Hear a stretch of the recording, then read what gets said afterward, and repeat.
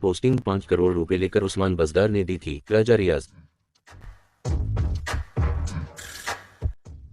पाकिस्तान मुस्लिम league नून के रहनुमा और साबिक अपोजिशन लीडर राजा रियाज ने दावा किया है कि इलेक्शन में मुबैना धांधली के हवाले से इंकिशाफात करने के बाद ओहदे से मुस्तफ़ी होने वाले साबिक कमिश्नर रावलपिंडी लियाकत चट्टा को 25 करोड़ रुपए में खरीदा गया और इन्हें न्यूयॉर्क में ओवरसीज पाकिस्तानियों के जरिए फ्लैट भी दिया गया है।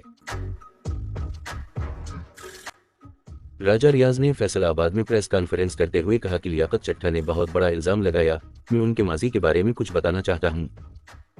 राजा रियाज ने कहा कि लियाकत चट्टा ने 20 साल फैसलाबाद में नौकरी की, वो करप्ट तरीन मजिस्ट्रेट थे। लियाकत चट्टा की जहां भी पोस्टिंग गई वहां इन्होंने करप्शन की।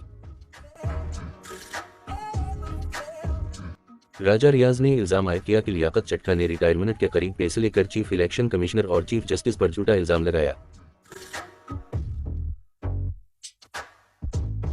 राजा रियाज का कहना था कि साबिक कमिश्नर रावलपिंडी को 25 करोड़ रुपए में खरीदा गया है। अमेरिका के शहर न्यूयॉर्क में ओवरसीज के जरिए उनको फ्लैट दिया गया है। इन्होंने कहा कि लियाकत चट्टा का नाम ACL पर डालकर इंक्वायरी की जाए। लियाकत चट्टा को आखिरी पोस्टिंग 5 करोड़ रुपए लेकर उस्मान बज़दार ने दी थी।